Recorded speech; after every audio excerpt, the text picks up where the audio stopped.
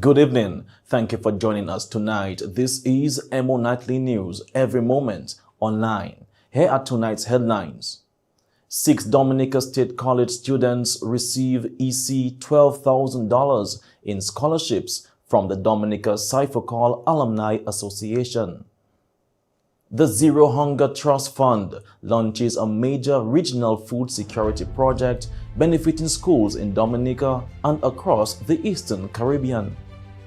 Government intensifies recovery and relief efforts across Kainago territory following April 26 weather system. FAO's Dr. Renata Clark highlights agriculture, food security, and climate resilience during Dominica visit. Bahamas Prime Minister Philip Davis wins historic re-election as Caribbean leaders extend congratulations. President Donald Trump receives a ceremonial welcome in China during an official visit and high-level talks with President Xi Jinping. And in sports, Portsmouth Secondary School defeats Northeast Comprehensive in the Secondary Schools Under-15 Cricket Championship. Details of these stories and more coming up next. Stay with us.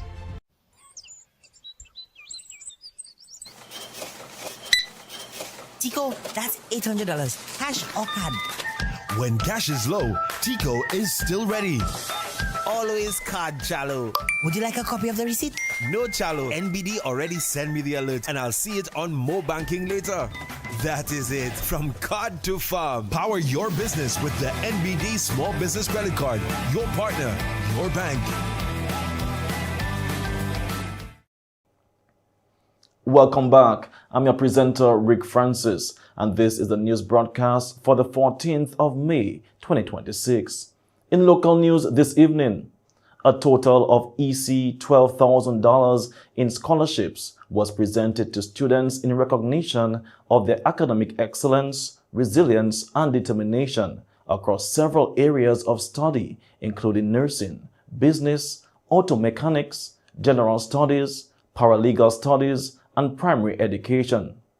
The scholarship recipients were from the Faculty of Health Sciences, Shakira Bramble, Bachelor of Science in Nursing; from the Faculty of Arts and Sciences, Rishonda Henry, Paralegal Studies; Kenan Mitchell, Business Administration, Management, Finance, and Tourism; from the Faculty of Applied Arts and Technology, Ajani Nanthan, Auto Mechanics; from the Faculty of Education, Jess Vidal, Primary Education; from the Faculty of General Studies, Godisha Joseph, Pre-Health Certificate.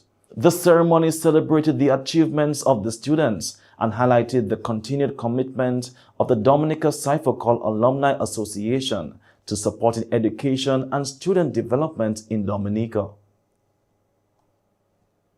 The government of the Commonwealth of Dominica, through the Ministry of Environment, Rural Modernization, Kainago Upliftment, and Constituency Empowerment, continues to advance coordinated recovery and relief efforts across the Kainago territory following the severe weather event of April 26, 2026. The ministry has maintained active coordination with national agencies, humanitarian partners, local authorities, and community stakeholders to support affected residents and restore normalcy within impacted communities. Recovery efforts remain focused on restoring access, conducting assessments, supporting vulnerable households, and strengthening resilience ahead of the upcoming hurricane season. Honorable Cozier Frederick, Minister for Environment, Rural Modernization, Kainago Upliftment, and Constituency Empowerment, and Parliamentary Representative for the Salibia constituency, has remained actively engaged in field coordination and response efforts alongside government agencies and partners. The Honorable Prime Minister also conducted visits within the territory to engage affected residents and assess damages firsthand. Honorable Frederick said that significant progress has been made in restoring access and supporting cleanup operations throughout the affected communities. Significant progress has been made within the Salebe constituency. We have been able to clear a number of slides and create access from the Hatton Junction all the way to Casabruce. We have further engaged in assessing the housing stock within that space that has been affected by the trough system. And also we did a very comprehensive assessment of the farms and small holdings of people within the space whose livelihoods have been affected because the farmlands were partially destroyed. And so the work is ongoing, and we are collaborating for a number of departments, and we have taken the intervention even further by looking at the psychosocial impacts of this trough system on the emotional state of mind of people within the Salebe constituency. So the work continues, and we're happy to have all partners on board to ensure that we have a holistic approach to the response after such a major disaster. The minister noted that humanitarian assistance has also been expanded across affected communities within the Salebe constituency with support from the government of Dominica. To date, food hampers have been distributed to 1,041 households throughout the constituency through the support of the Government of Dominica Rapid Response Program. Priority assistance continues to be provided to elderly persons, households with children, people with disabilities, and other vulnerable residents within the Salebe constituency. Supporting long-term recovery planning, the ministry also requested technical assistance from the Economic Commission for Latin America and the Caribbean to undertake a post-disaster damage and loss assessment. A team of 6 experts is expected to conduct assessments during the first week of June, including environmental and geospatial analysis to support recovery planning and climate resilience efforts. Additionally, the ministry recently launched a community work crew recruitment initiative aimed at supporting cleanup operations, agricultural restoration, and road access rehabilitation, while creating temporary income opportunities for affected residents. 6 individuals have already been recommended for immediate engagement, with additional applications under review. The government of Dominica remains committed to supporting the people of the Kainago territory throughout the recovery process and ensuring that interventions contribute to stronger, safer, and more resilient communities. Also in local news, at a media interview with FAO Sub-Regional Coordinator Dr. Renata Clark earlier today, Dr. Renata Clark shared brief remarks outlining the purpose of a visit to Dominica as the Food and Agriculture Organization continues coordination of a 5-year country program framework for Dominica. During the interview opportunity, Dr. Clark highlighted the importance of strengthening agriculture, food systems, and climate resilience while supporting sustainable development across the island.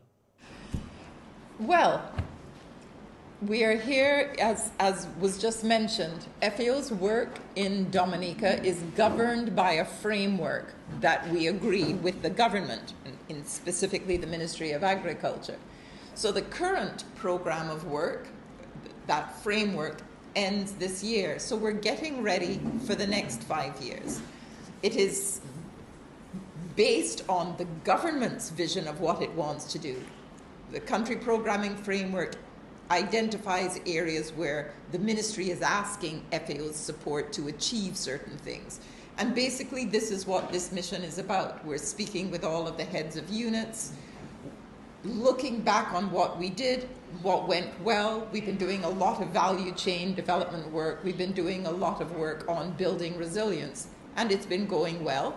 So now we're looking to take that next step forward. So we're defining that as well as possibly, because, you know, If you don't set targets, you never know if you're on track. This is what the discussions are about this week. The idea is that by August, September, we would have a plan that we both believe in, that it will take. The Ministry of Agriculture here has a hugely ambitious plan for transformation over the next 5 years, and we are looking forward to being a part of that. And hopefully by September, we will have agreed on this and will be well on the way. Questions were also raised regarding the role of youth within the framework and how young people can benefit from training, innovation, and opportunities in agriculture and agribusiness. Dr. Clark emphasized the importance of youth participation in shaping the future of agriculture and food production in Dominica. What role would the young people play within this framework? You know, I like that question, especially in Dominica. I think Dominica's, throughout the Caribbean, there's a focus on youth engagement in agriculture. Dominica probably has been the leading voice on this. So there's, the bottom line is, if the average age of farmer is now approaching 60, you know, what's the future of food if our farmers are getting older and older? So we had this conversation recently in one of our discussions. It's not only that the youth need agriculture, but agriculture needs the youth. And the big question is, how do you attract youth to agriculture? And, you know, some people like to say very, you know, flippantly, oh, let's make agriculture sexy for the youth. And I've always said, let us demonstrate that agriculture can be sufficiently remunerative, that you can make money, that you can raise a family, that you can get fulfillment. And that's what we're doing. So a lot of these innovations are to improve the efficiency and the productivity and the competitiveness of agriculture. With every innovation that we introduce, we are putting emphasis on demonstrating the business case. This is what it costs to set it up, this is what it costs to run, this is what it will gain. And it is in this way that we bring people back into agriculture, because they see it as a valid and a valuable career option. So youth in agriculture is key. She was further asked about resilience and food security, particularly in light of recent extreme weather events affecting the island. Dr. Clark spoke on the importance of building resilient food systems, improving disaster preparedness, and supporting farmers and vulnerable communities to ensure long-term food security. I mean, resilience is a moving target, and we are definitely moving in the right direction. So resilience is about understanding the weaknesses and preparing for them. And some of the work I was speaking about before with the drone teams does exactly that. The vulnerable lands, the lands that might be prone to slippage. How can we manage the lands and the soils to make sure that these risks are minimized? So from that point of view, a lot of work on preventing problems, and then resilience in terms of having mechanisms in place that you can respond quickly if there is a problem. And again, I don't want to sound like a broken record, but the first and most obvious one is, again, the drone teams. When like coming into hurricane season, you know, they do their pre-hurricane season run. They get to see what is in place, and if there is a disaster, they're able to identify what were the losses and really spring into action by helping the farmers who have suffered losses and getting the system working again. I don't want to make it sound like if it's only FAO. I just spoke about seeds. One of the major issues in resilience, so resilience is preventing, but also fixing the problems quickly so that the down phase does not last too long. And one of the common problems has been access to planting material. And again, in discussions we had yesterday with AICA and CARDI, a lot of work, they are doing a lot of work on making sure that planting materials and seeds are available. But all of this is under the direction of the ministry. The ministry tells its partners how they want to be building this resilience. And finally, in local news this evening, Boys to Men and the Leo Club of Dominica will host a men's panel discussion under the theme, Building Stronger Minds, Awareness, Action, Healing. The event will take place on Saturday, May 16 at the auditorium of the National Hospital. The panelists are as follows: Mental Health Advocate Mr. Lester Guy, Chief Cultural Officer and Musician Olson Matthew, and Distinguished Prison Officer Naya Winston. Here is Shervin Dominic as he tells about the importance of such an event. The Boys Organization Symposium is important because it creates a safe space and powerful space for boys and men to speak openly about life's real struggles, especially mental health, pressure, trauma, fatherhood, relationships, and purpose. Many men suffer in silence because society teaches them to stay strong instead of asking for help. Events like this remind men that seeking support is strength, not weakness.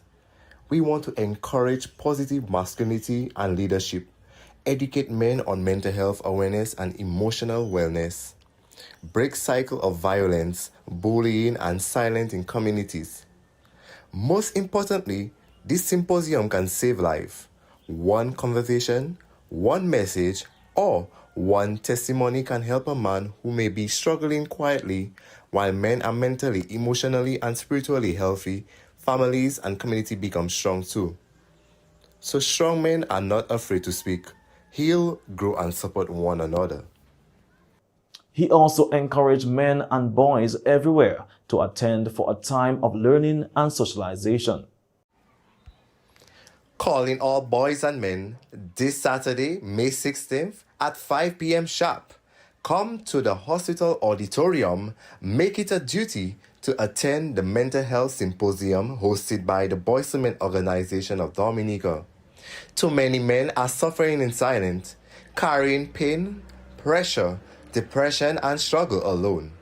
This is the time to break the silence and stand together as brothers. Real strength is not hiding your feelings. Real strength is healing, growing, and uplifting one another. Whether you are a young boy finding your way, a father carrying responsibilities, or a man facing life battles, this symposium is not just for you, but come and be inspired, come and be empowered, and come hear life-changing conversation that can transform lives and strengthen our community. This Saturday, May 16th, at the Dominica China Friendship Hospital Auditorium at 5 p.m. sharp. One conversation can change a life, and one event can restore hope. Don't miss it. Again, the event will be held on Saturday at the auditorium of the National Hospital. And that's all for local news this evening. Stay tuned for regional news coming up next.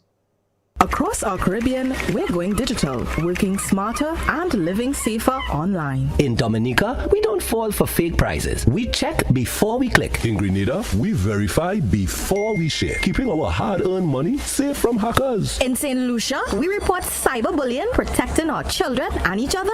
In St. Vincent and the Grenadines, we report scams fast, protecting our neighbors and our communities. Together, we're building a cyber-smart Caribbean, keeping our people and our data safe, standing up to scams and cybercrime. We stay connected, but always alert. This message is brought to you by the Caribbean Digital Transformation Project. Stay smart, stay safe. Think Card TP. Visit cardtpconnect.org. And now taking a look at regional news this evening. The Zero Hunger Trust Fund has officially launched a new regional project aimed at improving food security and youth engagement across the Caribbean.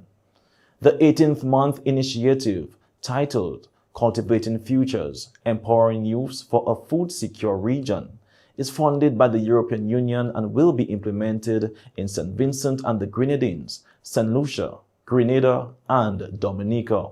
The program will establish or enhance school gardens in 10 primary schools, benefiting nearly 1,600 students through hands-on learning in agriculture, nutrition, and environmental sustainability. Training and technical support will also be provided for teachers, cooks, and school administrators. The initiative will include public awareness activities and a regional school garden competition, with an official launch set for June 23rd in St. Vincent and the Grenadines. Also in regional news, Philip Davis has been re-elected Prime Minister of the Bahamas after his ruling Progressive Liberal Party won more than 30 of the country's 41 parliamentary seats in the snap general election held on May 12. The victory marks the first time in nearly 3 decades that a Bahamian Prime Minister has secured a second consecutive term in office. Opposition leader Michael Pintard of the Free National Movement conceded defeat following the results. Caribbean leaders, including Prime Ministers Philip J. Pierre of St. Lucia and Roosevelt Skerrit of Dominica, have since congratulated Davis on his re-election and reaffirmed commitments to continued regional cooperation. Reports say the win breaks a long-standing political pattern in the Bahamas, where incumbent governments were typically voted out after a single term.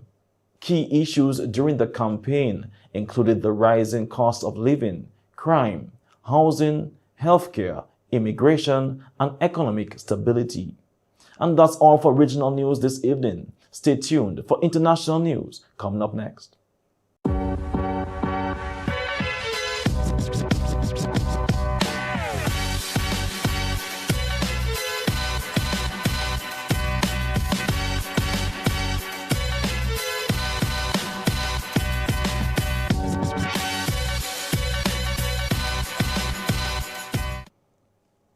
And now for international news. Cuba is facing deepening energy crisis after government officials confirmed the country has run out of diesel and fuel oil reserves. The shortages have caused widespread blackouts, with some parts of Havana reportedly without electricity for up to 22 hours a day. Hospitals, schools, and tourism services have also been affected. The crisis sparked rare protests in Havana, where residents demanded electricity and better living conditions. President Miguel Diaz-Canel blamed U.S. sanctions and restrictions on fuel imports for the worsening situation, while the United States has renewed an offer of humanitarian aid tied to political reforms.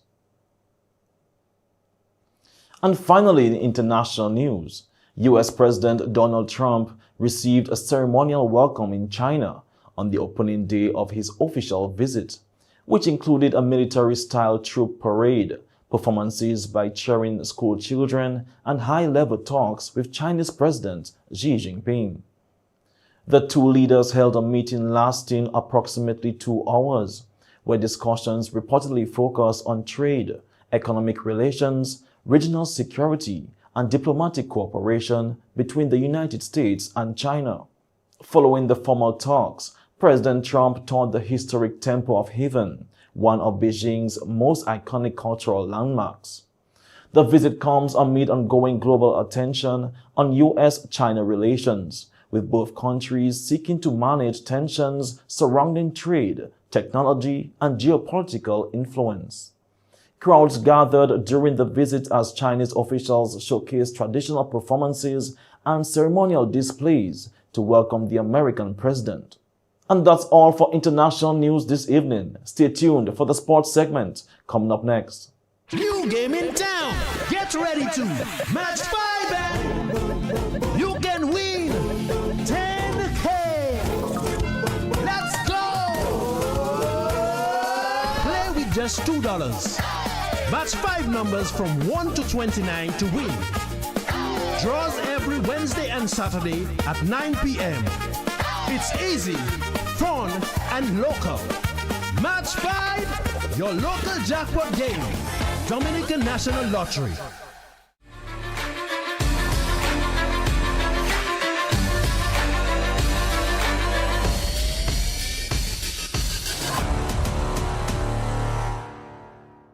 Welcome to the sports segment.